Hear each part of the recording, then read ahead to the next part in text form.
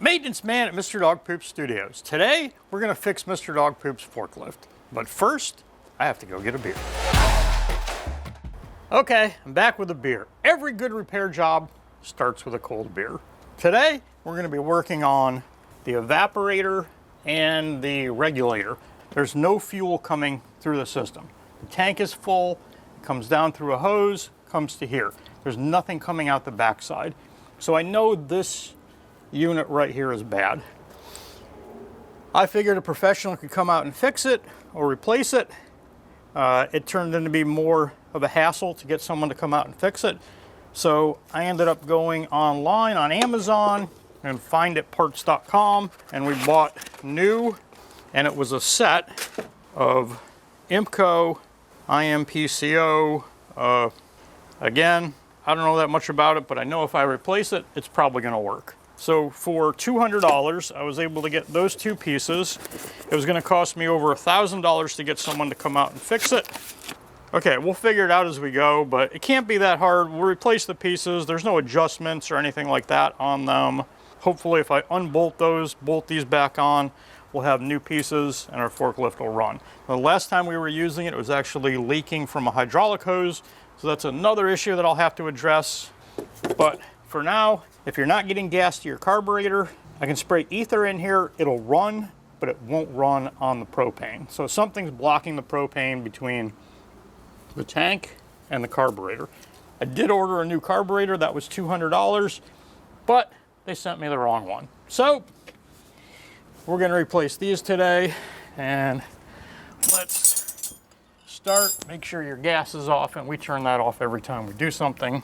I'm going to start by disconnecting the fuel line. I do want to replace all these lines, but right now I just want to get it up and running so we can move it.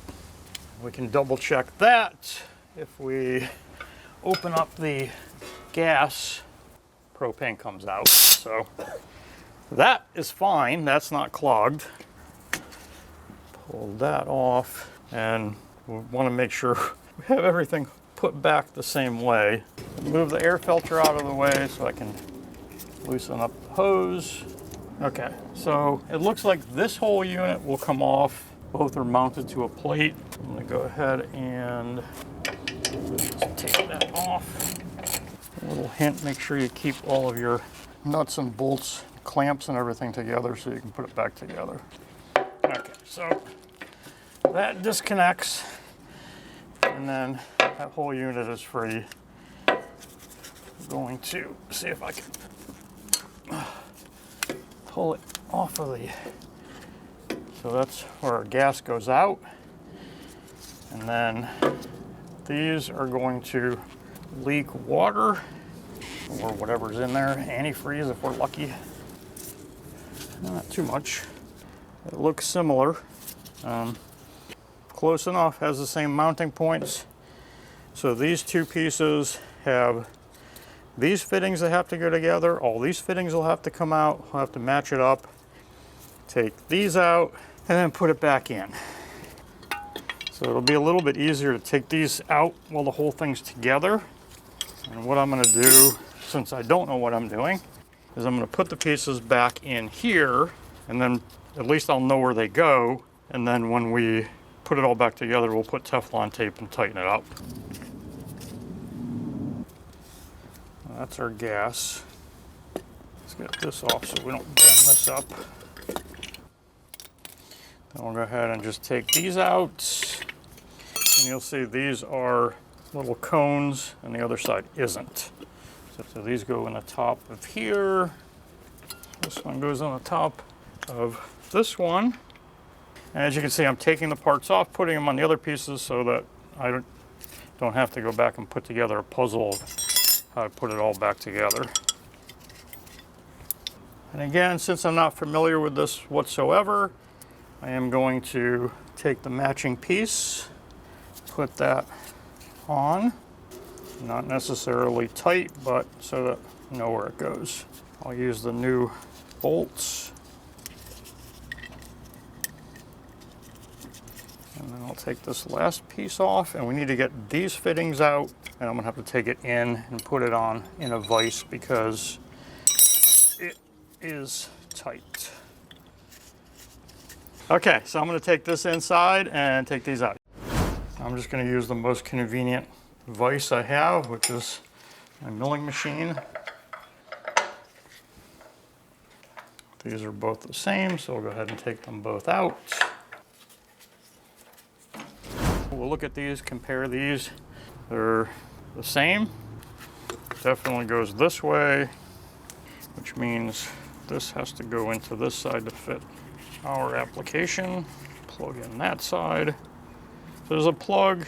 It's open on both sides, but there's a plug there so you can feed it out in either direction depending on your engine and your hoses. This is going to go on here, and then we're going to have to put that back together, which I don't remember which way it went, but I guess it's this way, and hopefully we can get that back together. So a good mechanic will clean these all up and clean them out. Oh, that was nasty inside, that has to be cleaned. I got some O'Reilly's cleaner, and we're just gonna clean that out. I don't know if you can see in there, that was more than enough. Clean up the threads just with a wire brush, and this is just, it's brass, so it gets tarnished. So we're cleaned up. That's gonna be water going through. Finish up the second one. So we got those two cleaned out. So we wanna clean all these out. We're gonna go ahead and I'll spray this hose out. You know what cleans it. Do the same on these. And again, don't clean them, put them back where they belong so you have everything where you need it. So Teflon tape. Why do we use Teflon tape? Because we're using threads, and those threads can leak. So when you put this together, even though it's tapered, sometimes gases can leak out around that. And what this is this is a thin layer of Teflon which seals it. You can also get liquid, and make sure you don't have any on the inside. Because if I come across like this, now I'm going to have some on the inside, which is going to get cut off and ruin my application. So make sure when you put the Teflon tape on, you don't have any inside here, inside your thing. And this can all be cut off after. Then when we put it in, it's going to fill the gaps and we won't have any leaks. I'm not going to tighten it until we know where it has to be. This is a gas line. It's a plastic fitting. I am going to clean it. Make sure we have the inside clean. I'm going to put a paper towel in there and drape it around. That's pretty dirty. I'm going to put some Teflon tape on that as well. Again, I'm going to wait to tighten it to make sure we have it in the right position on the engine. And then we have two of these fittings for the water. Now the trick with Teflon tape is you aim the thread toward you that you're going to screw on, and you put it on in the direction that you would thread the bolt on, or the nut. If you do it the other way, it's going to come off. So you put it on this way, and 2 to 3 times around is enough. So if I'm going to thread a bolt on that way, you wrap it that way. And that way when you put it on, you're not unraveling it. Okay, so these do have slots so we can get them apart, and that's going to be important when we go to put that top piece on. So before we tighten everything up, we need to get these two top pieces connected. So we need this to come out one side. Looks like I did not put Teflon tape on this one yet. Okay, so we want to make sure these are tight and they're both in the right direction. Tighten that up. I think I can go around one more time. Another reason we use the Teflon tape is because we're not going to tighten it like as tight as we can, because we actually need it to line up in a particular direction. So we have those in that direction. Go ahead and put, and this doesn't use Teflon tape, this is a beveled fitting. It fits in there. So don't ever put Teflon tape on it. I know my video guy did one time at his house or on his car. So now these have to be tightened up to this. Don't just tighten it that way. These are square and these will hold a wrench. So you can then have one wrench holding it and then tighten them against each other. Okay, same thing here. Tighten it down. Yeah, it's not square like the other one was. I mean, we could probably bend it around, but we just need it to work. We did not clean this fitting. That's the end that's going to go on our hose. This is the side that needs the Teflon tape. I am not going to tighten that up, although I know it needs to go somewhere around here. I can tighten these bottom bolts. I'm also going to take this out, and I need to get a Allen wrench. I'm going to put some Teflon tape on that. It does have like a little Teflon coating, but... All right, so now that we have everything, the only thing we haven't tightened is these two. Everything's tight. I'm gonna put it back in here and make sure you get everything tight. Hand tighten them. Don't be sloppy. Go back, check everything. Only thing we haven't tightened is the gas fitting, so I'm gonna go ahead and start tightening that by hand. This one on here. Need to get a hose for that, and I should have two hoses for water. We'll replace those later, but right now we just want to get it on and running. Our hose, our propane, and again, when you tighten this up, you can put a wrench on this to hold it.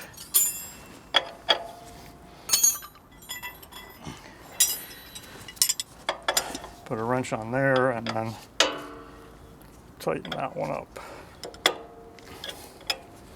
So if I start twisting this, I'm going to bend this whole unit and maybe break that off. Put a wrench on there and... Oh, you know what? We didn't tighten it. Did I just not get done telling you? Don't leave anything loose. Maintenance man, don't leave anything loose. And we left something loose.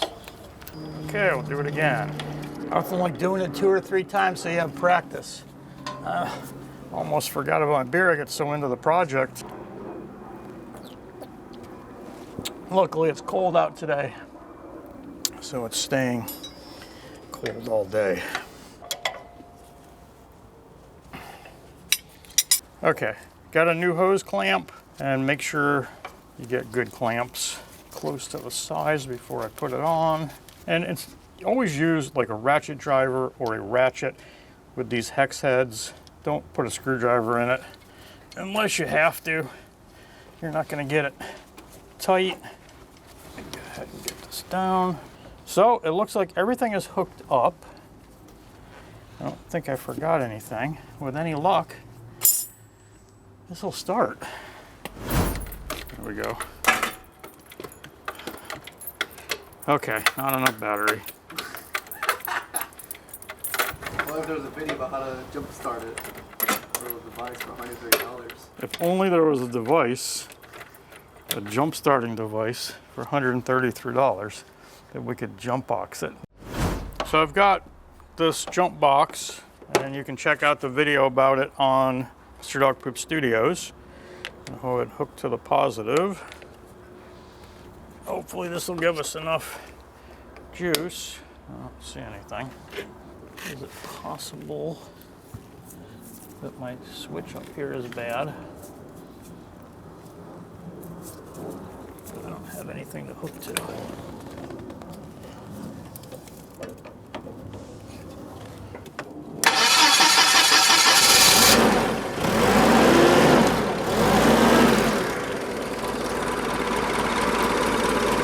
The forklift sat here for 2 months because it stopped running.